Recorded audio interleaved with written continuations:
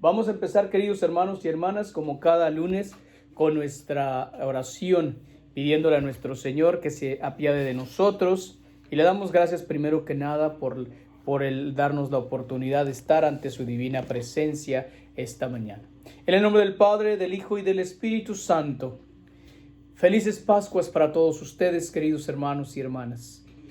A través del ministerio sacerdotal que me has conferido, Señor, haciendo uso de esta gracia infinita, quiero pedirte que bendigas y protejas a cada uno de tus hijos e hijas que nos están acompañando a través de esta estación Virgen de Guadalupe Radio, a través de nuestras páginas de Facebook y nuestra página de YouTube. Te pedimos, Señor Dios Todopoderoso, que bendigas y protejas a todos y cada uno de los que nos están siguiendo, de los que nos están acompañando, porque tú sabes, Señor, que todos necesitamos de tu divina presencia, todos necesitamos de tu divina ayuda, todos necesitamos de ti, Señor. Ilumínanos, protégenos y danos tu gracia, Señor, para que podamos juntos seguir celebrando la Eucaristía de la resurrección. Hoy ponemos en tus manos de manera particular las necesidades de cada uno de tus hijos e hijas, todos aquellos que se nos han encomendado a nuestras oraciones, todas aquellas personas que han estado con nosotros, Señor, acompañándonos en todo momento. Damos gracias en tu nombre también, Señor Jesús, a todos y cada uno de los que sirvieron, nos acompañaron, estuvieron con nosotros durante la Semana Santa, ayudándonos, colaborándonos y haciendo cada día mejor y más agradable los ministerios y los misterios que celebramos en la Semana Santa. Envía tu Espíritu Santo, Señor Dios omnipotente, a todos los hogares y todas las casas y todos especialmente los hospitales donde están tantos enfermos de todo tipo de enfermedad. Sánalos, Señor, donde están todos aquellos hombres y mujeres que se sienten tristes, que se sienten abandonados, que se sienten desesperados, que se sienten cansados. Ahí también manda tu Espíritu Santo, Señor, para que ellos puedan con tu gran ayuda y misericordia estar en la mejor disposición. Concédenos, Señor Dios omnipotente, permanecer fieles a pesar de las circunstancias adversas. Concédenos, Señor Dios todopoderoso y eterno, la gracia de poder vivir de manera mucho más activa cada una de las cosas que tú nos permites, Señor, hacer. Ayúdanos, pues, con tu gracia, Dios todopoderoso y eterno, para que todo lo que hagamos siempre sea para la salvación de nuestras almas y sea para darte gloria a ti, que vives y reinas por los siglos de los siglos. Amén. Pues, queridos hermanos y hermanas, mandamos saludos a todos y cada uno de ustedes, los que nos están viendo, los que nos están acompañando. Quiero también aprovechar esta oportunidad para darle gracias a todos y cada uno de ustedes, los que han estado siguiendo las transmisiones que hemos estado haciendo a través de nuestra estación Virgen de Guadalupe Radio, las diferentes celebraciones, las diferentes misas, los diferentes programas, todas y cada una de las personas que estuvieron dando su tiempo, su espacio, llegando aquí a la cabina de nuestra estación Virgen de Guadalupe Radio, y también por supuesto, a todas las personas que nos siguen acompañando y nos siguen ayudando con sus donaciones para seguir adelante. De verdad es un tiempo difícil para todos, pero también hay que tener la conciencia firme de que nuestro Señor nos multiplicará todo y cada una de las cosas que hagamos para ayudar a las diferentes necesidades de la iglesia. Hoy quiero trabajar contigo y quiero vivir contigo esta mañana para ayudarnos a entender un poquito más sobre las preguntas y dudas que pudieras tener sobre la resurrección. Porque hay tantas cosas que a veces se dicen, hay tantas cosas que a veces nos comentan personas que tienen la gracia de podernos ver, de podernos ayudar de diferente manera, ¿no? Entonces, ojalá que ustedes puedan pues acompañarnos con sus preguntas, con sus dudas. Por favor, háganoslas llegar. Lo primero que yo quiero que sepan ustedes, y esto es algo extra bíblico, lo he comentado esta mañana en la celebración eucarística un poquito, sobre a quién realmente consideramos y creemos por lógica que nuestro Señor Jesucristo se manifestó. La Sagrada Escritura, si la lee uno en las diferentes versiones evangélicas de Lucas, Marcos, Juan y Mateo, por favor, un poquito de agua me serviría demasiado. Gracias. Entonces, esas diferentes versiones no nos van a hablar específicamente más que de María, ¿verdad? María Magdalena, que fue aquella mujer que Dios escogió para que fuera la mensajera. Pero de manera lógica tenemos que entender, y también por cuestiones de lo que se dice y se cuenta, ¿verdad? Acerca de las diferentes revelaciones que Dios ha tenido a algunas personas que les ha dado, como entre ellas Santa Catalina Emmerich. Ella misma describe que a quien por primera vez se le manifestó nuestro Señor a través del arcángel San Gabriel, nuevamente es el arcángel San Gabriel el que le hace a la Santísima Virgen el anuncio de la buena nueva. Dios utiliza a sus ángeles para dar las buenas nuevas, porque para eso ángel significa mensajero. Entonces también, justamente cuando nuestro Señor Jesucristo resucitó, Dios envió al arcángel San Gabriel hacia la Santísima Virgen para darle consuelo, para decirle: mujer, prepárate, quítate tu ropa de luto, porque el que tienes que esperar está a punto de llegar. Y entonces ella describe justamente cómo nuestra madre se quitó la ropa de luto, se puso engalanada, y cuando en ese momento nuestro Señor se manifiesta en el lugar donde ella estaba, donde había estado en luto, en espera, en expectación, entonces se manifiesta y le dice justamente a nuestra madre, le dice: María, mamita. Y ese es el abrazo en el que todos están ahí. Entonces, por favor, háganme la caridad ustedes. Mandamos saludos por ahorita a Zenet Lara, a Marta María Vázquez, a Edgar Rivera, muchas gracias por acompañarnos, a Ofelia Hernández, a Andy Bajonero, a Antonia Álvarez, Lola Ruiz, Chuga, Mama Flakes, Hilda Pérez y todos los demás que nos están acompañando. Muchas gracias. Entonces, dice Catalina Emmerich que cuando nuestro Señor abrazó a la Virgen, ella le dijo: gracias por tu acompañamiento, porque sin ti no lo hubiera logrado. Y uno puede tener esa capacidad de verdad, queridos hermanos, de entender, porque nuestra madre fue y es la compañera única de nuestro Señor en esa pasión. Era la única que podía entenderlo, que podía comprenderlo. Los dos estaban unidos de una manera especial para poder cumplir esta misión que les había encomendado Dios de recuperar la relación perdida que por el pecado habíamos perdido con Dios. Entonces, obviamente, a pesar de que nuestra madre lo sabía, a pesar de que nuestra madre estaba en condiciones de entender en muchos sentidos la misión de nuestro Señor Jesucristo, no significa que nuestra madre por eso no tenía que padecer o sufrir. Entonces, eso es lo que pasó, ese abrazo. Después nuestro Señor ya se le manifiesta a las santas mujeres, se le manifiesta a María Magdalena, y lo encontramos en la Sagrada Escritura. Pero hoy justamente hemos leído en el Evangelio según San Mateo que los judíos y las autoridades de la ley vinieron a pagarle a los soldados para que ellos realmente concedieran y empezaran a testificar que durante la noche vinieron los apóstoles y robaron el cuerpo de Cristo. Y dice, y hasta la fecha muchos de los judíos están en esa concepción, ¿no? Entonces, vamos a ver, ¿cómo es posible que después siga la gente creyendo que nuestro Señor Jesucristo su cuerpo fue robado y que la resurrección no existió, cuando verdaderamente, si leemos el libro de los Hechos de los Apóstoles, vamos a encontrar el relato de que Jesús dice, primero se les apareció a los 11 y luego se les apareció a los 12, ya estando el nuevo discípulo elegido para completar el número de los 12, el que había de ocupar el lugar de Judas Iscariote.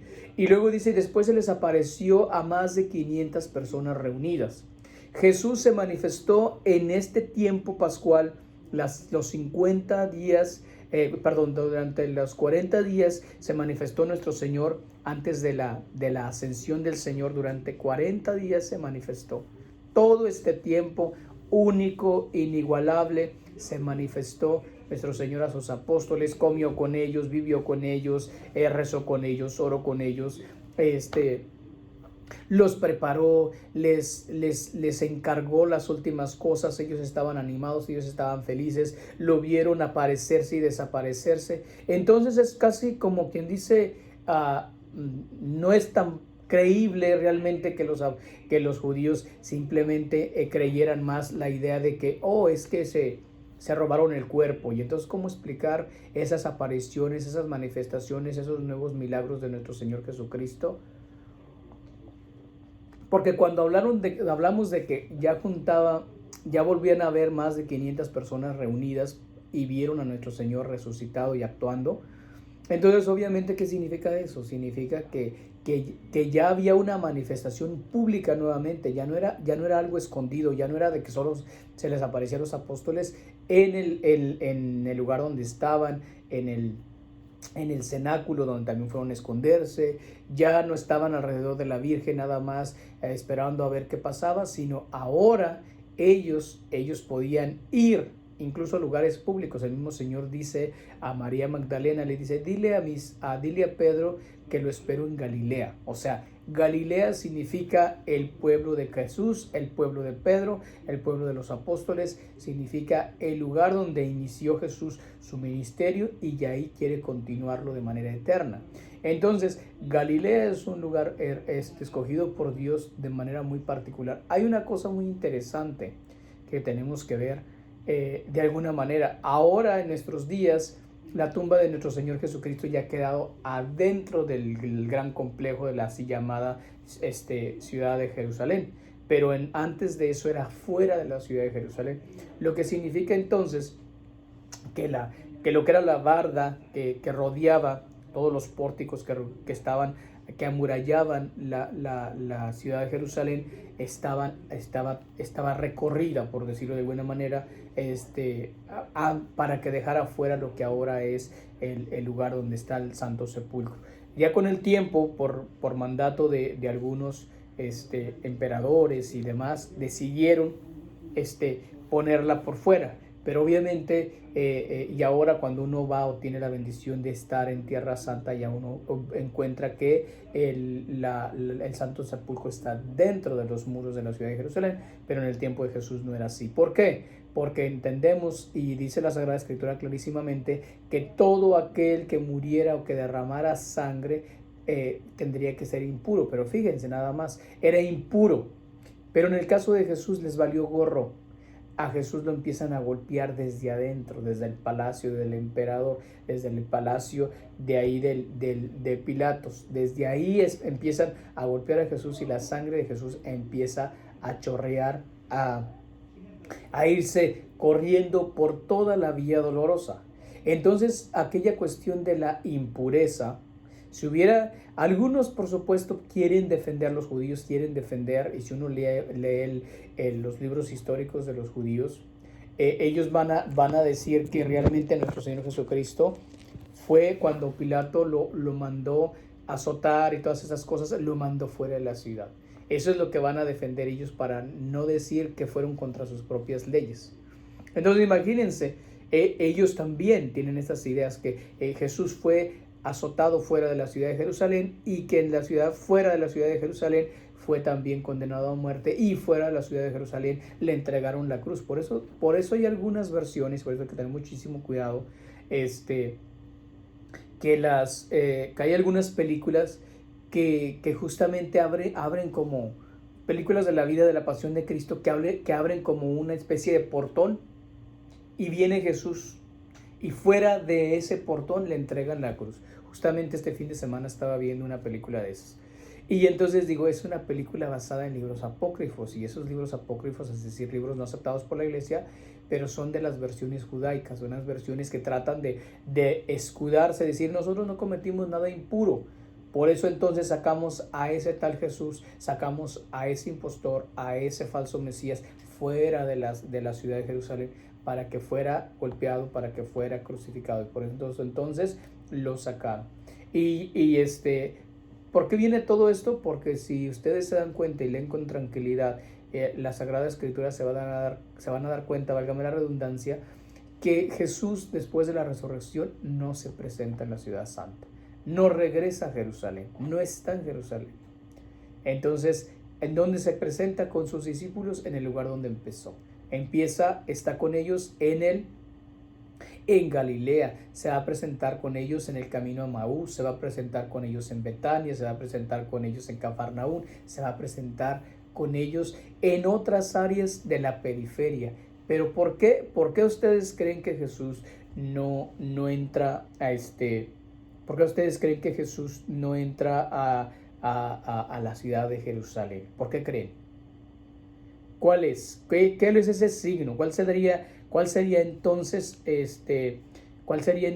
la razón por la que Jesús no entra a Jerusalén? La razón primordial era esta cuestión del rechazo. Jesús mismo le dijo a sus discípulos, y eso es algo fuerte. Por eso ahora de alguna manera los judíos o las autoridades israelitas o palestinas, los que ustedes quieran, por cuestiones de querer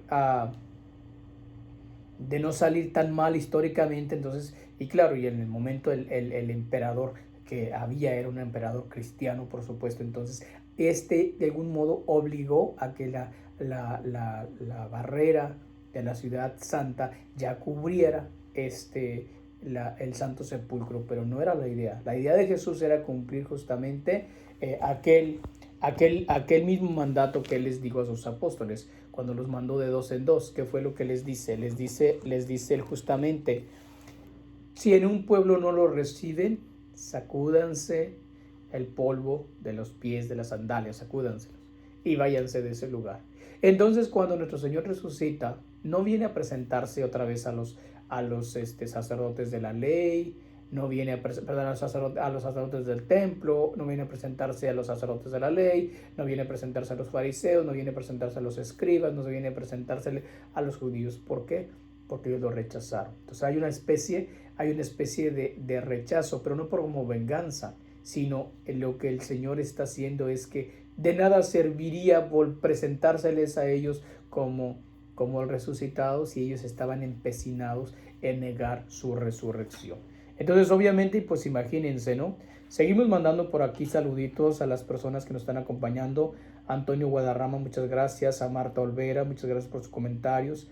A Glenia Durán Rosso, a Francisco Herrera, a Jessica López, a Vinicen, María de Jesús López, Francisco Herrera, Catherine Argueta, gracias por acompañarnos. Que el Señor le conceda a usted, mi hija, la gracia de sanar. May the Lord Jesus Christ give you the grace to overcome your problems. Catherine Argueta, gracias. Lucero Ríos, muchas gracias por acompañarnos. Vicente Villamar, gracias. Dice una pregunta aquí, Francisco: ¿por qué cuando resucitó Jesús le dice a María Magdalena, no me toques porque aún no tengo que subir al Padre? Qué bueno, es una pregunta muy bonita, muy preciosa. Gracias, Francisco, por hacerla. La razón principal es por la cuestión de la impureza. Vuelvo a decir, no vuelvo a decir, sino Jesús dice no me toques, en el sentido estricto es todavía no haciendo la gloria del Padre, todavía tú no estás lo suficientemente pura, todavía tú no tienes esa gracia de poderme tocar. Algunos también, una de las versiones dicen que Jesús no permitió que lo tocara María Magdalena porque todavía no se encontraba con la Santísima Virgen, con lo cual ya expliqué antes que eso así no sucedió. Entonces, una de las razones principales es que no me toques, no me agarres, en el sentido de todavía yo no he entrado a la gloria del Padre, no puedo todavía, no puedo mancharme nuevamente de pecado, porque entonces no sería yo la ofrenda perfecta. Entonces, si se hubiera dejado agarrar por María Magdalena, lo que hubiera hecho nuestro Señor es quedar nuevamente impuro, ¿sí?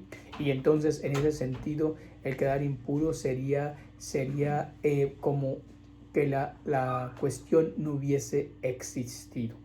Entonces por eso nuestro Señor le dice, no me toques ahora, todavía no subo no subo la gloria de mi Padre, todavía no me presento por completo como ofrenda agradable a Él, y entonces no quiero estar manchado nuevamente para presentarme ante Él. Quiero llegar sin mancha, puro, intacto. Entonces esa es la razón, no es una cuestión de rechazo, no es una cuestión de no mereces tocarme o no necesitas tocarme, sino es una cuestión más de ofrenda perfecta, agradable al Padre. ¿Okay? Una pregunta, en el Evangelio de este domingo se recalcan dos puntos interesantes. Una es que salen los dos corriendo, pero uno corría más rápido que el otro, llegó y no entró y se esperó. ¿Por qué ese punto? Primero, el que dice que iba corriendo más rápido, y el otro es el por qué también especifican y no entró. Gracias por la pregunta. Esto justamente tiene que ver mucho, queridos hermanos y hermanas, con la primacía. En otras palabras, después de haberse presentado nuestro Señor de manera particular a la Santísima Virgen, a María Magdalena. ¿Y por qué María Magdalena? Porque hemos dicho era mujer con una pura de corazón. Y entonces después de eso, tenía que presentarse a Pedro. Pero Pedro tenía que ser el primero en confrontarse con nuestro Señor. Entonces por eso cuando los dos, Juan, que era el más joven, llegó primero a la tumba, no entró, porque él no quiso arrebatarle la primacía a Pedro. Pedro tenía que ser el primero en contemplar la tumba vacía, la tumba abierta, tenía que contemplar, porque ese era su lugar, porque de alguna manera es como una cuestión jerárquica.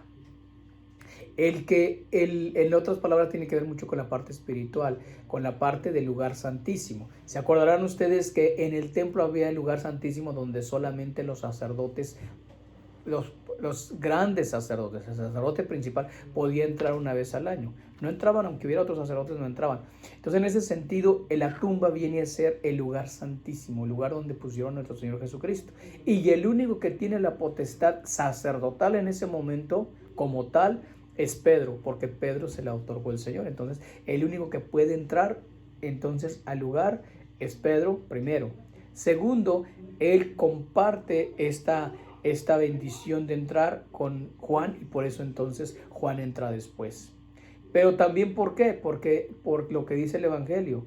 El Evangelio dice justamente que hasta que vio los lienzos y los clavos y todas las cosas ahí a un ladito, entonces creyó.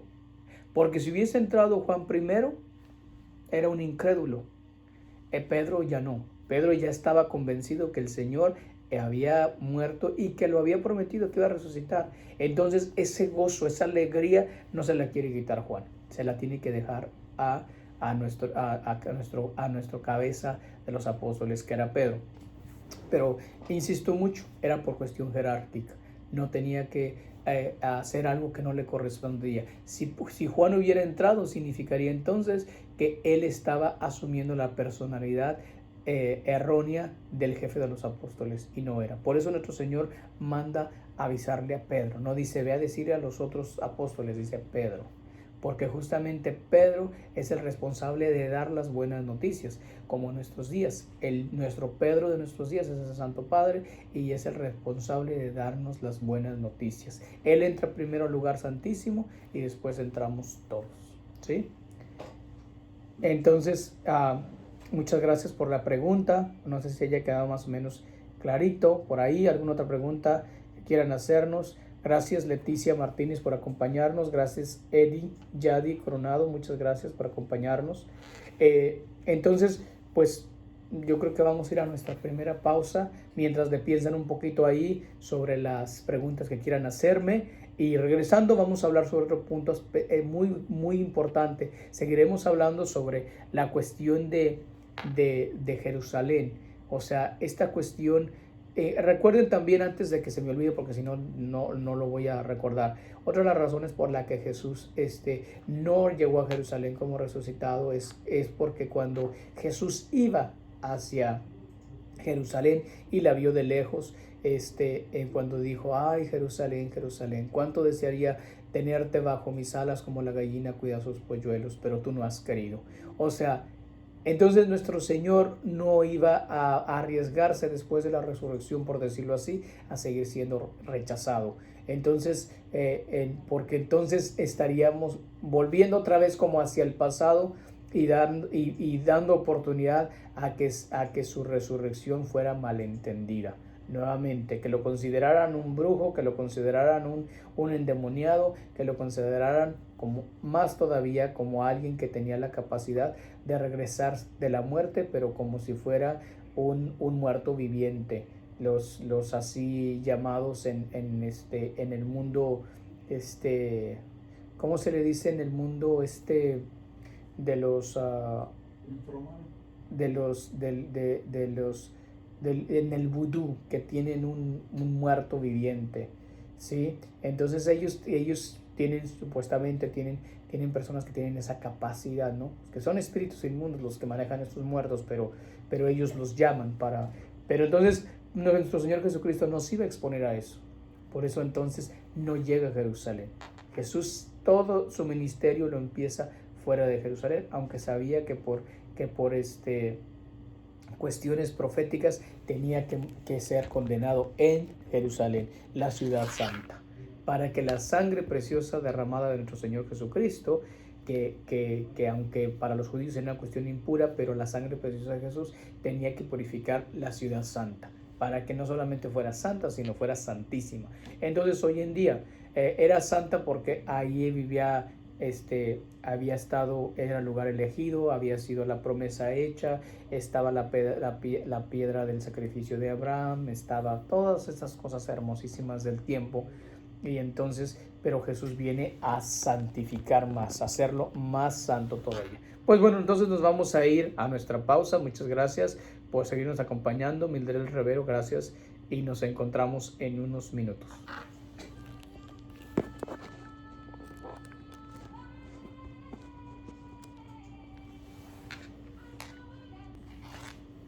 Muy buenos días, queridos hermanos y hermanas. Gracias por estar con nosotros. Les seguimos dando la bienvenida a todos ustedes nuevamente a su programa, El Mensajero Eucarístico. Hoy estamos hablando sobre preguntas sobre la resurrección. Si tienen algunas preguntas, algún comentario, por favor, háganoslo saber, que sería muy bueno para nosotros saber qué piensan ustedes, saber cuáles son las dudas, y sería padrísimo, ¿no? Entonces seguimos dando la bienvenida a los que nos están acompañando. De último, ahora Mildred Reverón Álamo, muchas gracias por acompañarnos, por hacernos la caridad de estar con nosotros. Entonces seguimos hablando de este tema padrísimo sobre la cuestión de la resurrección. Ahorita fuera de los micrófonos estábamos hablando con Adrián un poquito más sobre la persona de San Juan el Evangelista. Le decía a él un poquito, ¿no? Cómo a pesar de haber sido un discípulo muy especial ante los ojos de nuestro Señor, el discípulo amado, el discípulo querido, el que acompañó a la Santísima Virgen María, el que presenció la muerte, la pasión y muerte de nuestro Señor Jesucristo, todavía dice, él mismo lo dice en su Evangelio, porque ni siquiera es que fuera una acusación, o sea, él lo reconoce, porque el Evangelio del domingo lo leímos tomado de la versión evangélica de San Juan. Entonces dice en su palabra San Juan, ¿verdad? Dice que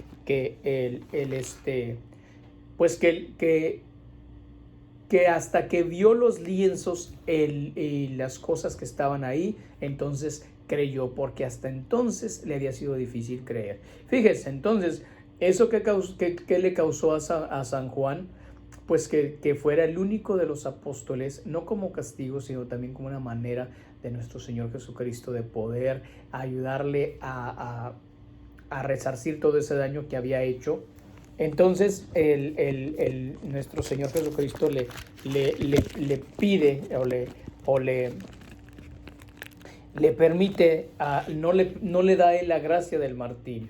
Es el único de los apóstoles que no fue martirizado, fue el apóstol que tuvo que ser exiliado, fue el apóstol que tuvo que vivir de una manera fuera de la realidad de la primera iglesias, de las iglesias cristianas al principio, porque al final de cuentas su manera de haber vivido su fe había sido en cierto sentido no igual que los demás. Todos los demás apóstoles, los 11, incluyendo el nuevo discípulo que llamaron para ocupar el lugar para ocupar el lugar de Judas, no de San Judas, el lugar de Judas, también fue martirizado. Entonces, ¿eso qué quiere decir para nosotros? Que bueno, muchas veces el Señor nos hace también la caridad de educarnos y nos va a permitir vivir ciertas cosas para que así podamos ir hacia adelante. Aquí tenemos una pregunta más, dice Irma Pérez: Padre, me encantaría saber por qué en el credo que profesamos, déjeme verla, profesamos, dice que Jesucristo descendió a los infiernos. Perfecto, muy bien, muchas gracias por esa pregunta, es padrísima esa pregunta.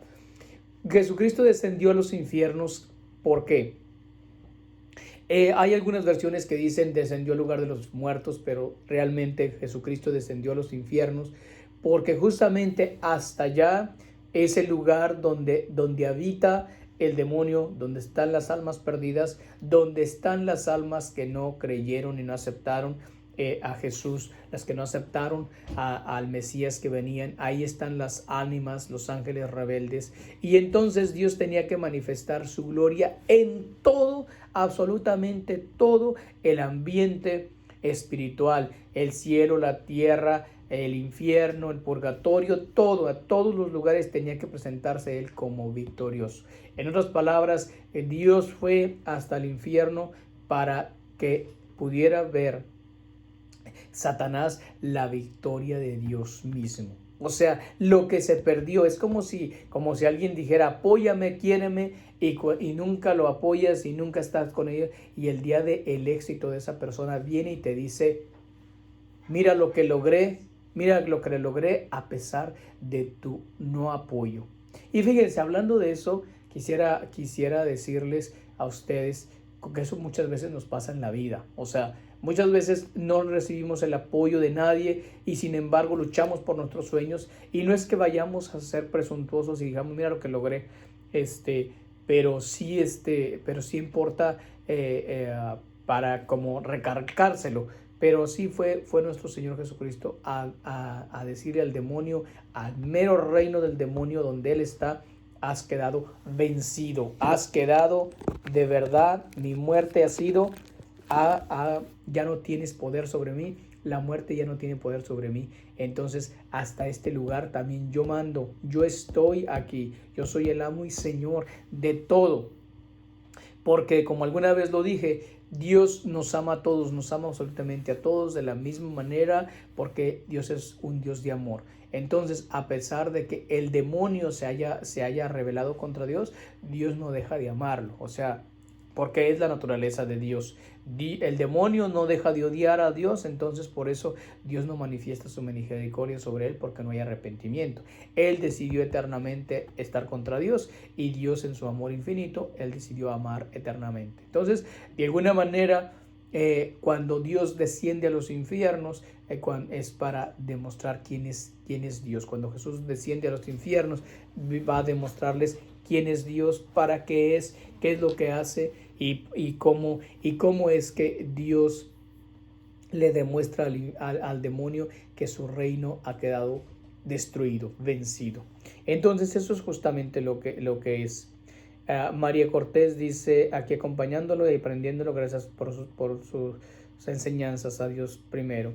Enseña la verdad, no gana nada diciendo falsedades, dice Catarino Saucedo. Ok, que nos haga la caridad de decirnos por qué decimos eso. Bueno, pues dice algo así de nuestro Padre Jehová. Bueno, nosotros no creemos en ningún Jehová, nosotros creemos en Jesús, ¿no? Entonces agradecemos al hermano Catarino que se explique un poquito. Entonces, y le agradecemos también su comentario, por supuesto, todos son bienvenidos. Entonces, la cuestión también radica aquí en que nosotros al creer y afirmar que Jesús descendió a los infiernos es para demostrar su reino, su victoria. Y de la misma manera, por eso a los pecadores, cuando nos toque morir a nosotros y nos toque ser juzgados por Dios, y algunos iremos a la salvación eterna y otros a la condenación eterna, no por Dios mismo, sino por nuestros propios actos. Entonces, alguna otra pregunta que tengan, con mucho gusto la contestamos antes que se nos vaya más el tiempo. Pero bueno, entonces volviendo un poquito más a la resurrección de nuestro Señor Jesucristo, celebrar la resurrección de nuestro Señor Jesucristo significa entonces también que nosotros nos tenemos que adecuar a esta maravilla. Jesús, al resucitar, nos abre el camino al cielo, nos abre el camino hacia Dios, recupera nuevamente esta relación perdida que teníamos con Dios Padre, nos deja los medios para permanecer en fidelidad. O sea, nosotros tenemos que entender, Señor, tenemos que entender que la salvación ya está dada, la salvación ya está ahí para nosotros, ya se nos ha alcanzado por parte de nuestro Señor Jesucristo, pero también es cierto que no se nos impone. No es de que yo ya alcancé la salvación y entonces ahora, quieras o no, te guste o no, te has salvado, porque a veces es lo que escuchamos por otros lados. Al contrario, lo que Jesús dice, la salvación aquí está, estos son los medios para conservarla. Si tú decides conservarla, pues adelante. Utiliza estos medios, utiliza los sacramentos, utiliza las gracias, utiliza las bendiciones, utiliza todos y cada uno de los dones del Espíritu Santo. Y después de eso, entonces, pues vamos, ¿sí? Vamos y si aún así tú decides que no te interesa, que no te importa, entonces obviamente cuando lleguemos con Dios, simplemente seremos nosotros poseedores de el premio que nosotros conservamos o no conservamos. Entonces, mandamos saludos a Carmen Urrieta, muchas gracias por acompañarnos, por Jaime y Catalina Meléndez, por Belma Caratachea, muchas gracias, Longoria, señora Longoria, muchas gracias. Entonces, es importante que sigamos en esta sintonía. No nos dejemos a veces convencer por situaciones ajenas, ¿sí? Por situaciones que nos metan duda. Investiguen, pregunten, indaguen, lean, pero también es importante que saber qué leemos, porque hoy estamos ya sobreinformados. Hoy cualquier persona puede ponerse detrás de un teléfono a escribir cualquier cosa, puede hablar cualquier persona. En nuestros tiempos, como se dice, ya cualquier persona utilizamos nuestro teléfono para salir en una cámara y para poder pasar nuestro videíto, etc. Ahorita Marta María Vázquez está haciendo una pregunta que la verdad sí está súper... no tendríamos el tiempo para responderla por ahora, porque implicaría todo un programa completo, lo lamento muchísimo. Marta dice, Padre, ¿qué representan los 7 sellos en el Apocalipsis y por qué son esos sellos?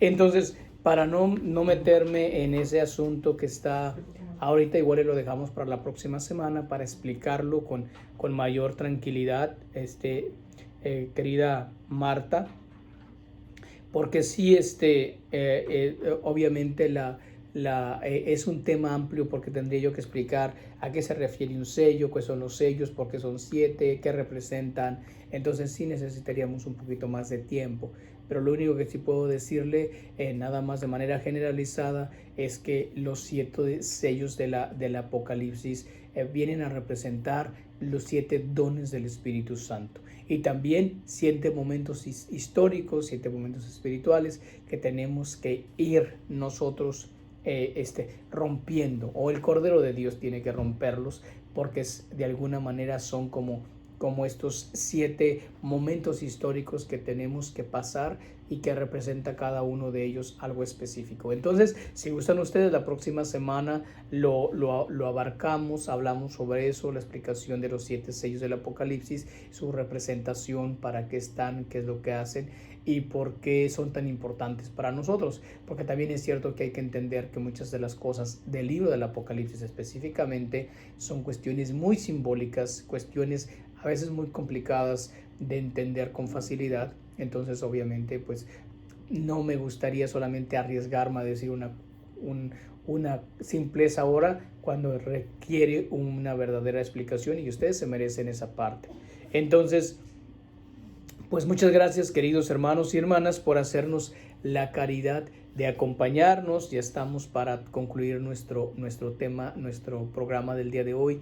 Pero acuérdense de eso. Muchas gracias. Gracias por cada uno de sus comentarios. Gracias por cada uno de sus apoyos. Gracias por cada una de las cosas que ustedes nos comparten, porque gracias a ustedes pues seguimos adelante. Ciertamente nos encantaría tener más tiempo, nos encantaría tener algo más que ofrecerles. Arriésguense, obedezcan. Quiero recalcar esto: no bajen la guardia ahorita en nuestras cosas de lo que tenemos que cuidarnos. Quédense en casa, obedezca las normas, siga siguiendo las actividades espirituales a través de los diferentes medios de comunicación, con sus sacerdotes, con sus párrocos que celebran la misa a través del Facebook. Téngales mucha paciencia. Algunos de ellos apenas están iniciando en este mundo de la comunicación a través de los medios. Entonces vamos a ver errores, que se movió la cámara, que se salió, que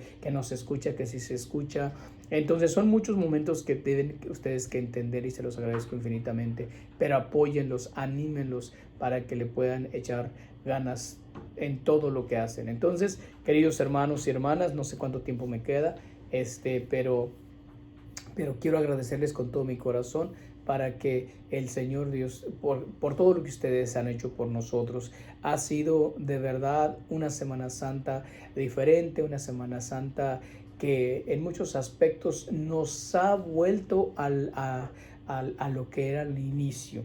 Me encantó una de las cosas que dijo, si mal no recuerdo, el cardenal Sara, un sacerdote africano, un obispo africano, cardenal africano, que ahora es el encargado ciertamente de lo que en algún tiempo fue, aunque se escuche muy feo, ¿verdad? Se le llama la doctrina de la fe, pero en algún tiempo se llamó la Santa Inquisición. Entonces, la doctrina de la fe, él mismo dijo: nosotros no hemos hecho otra cosa más que regresar a nuestros orígenes. La iglesia nació en las casas, en los hogares, en las familias. Entonces, no nació en los templos vinieron después, las grandes catedrales vinieron después, los grandes santuarios vinieron después. Entonces, obviamente, esa es una cosa hermosísima. Nosotros estamos nuevamente en estos inicios. No se desespere, no se canse, no baje la guardia, siga en oración con nosotros, siga en estado